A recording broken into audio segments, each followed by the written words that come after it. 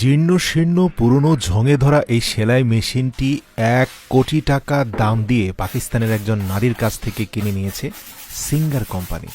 প্রিয় দর্শক, সিঙ্গার কোম্পানির এই সেলাই মেশিনটি ১৮৯৪ সালের মডেল।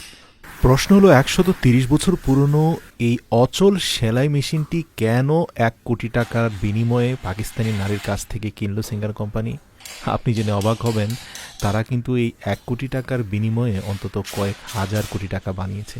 কারণ এই মেশিনটি ১৩০ বছর পরেও যে চলতে পারে সেটা তারা প্রমাণ করেছে। প্রিয় দর্শক, আজকে আপনাদেরকে সে ভিডিওটি দেখাবো যেখানে সিঙ্গার কোম্পানির বেশ কয়েকজন দক্ষ ইঞ্জিনিয়ার এমন কিছু সূক্ষ্ম টেকনিক অ্যাপ্লাই করে এই মেশিনটিকে রেস্টোরেশন করেছেন যে এটা একেবারে নতুনের মতো করে আবার চলতে শুরু করেছে। ভিডিওর শেষে আপনার মনেই হবে না যে এই মেশিনটা ১৩০ বছর পুরনো। চলুন ভিডিওটি দেখা যাক।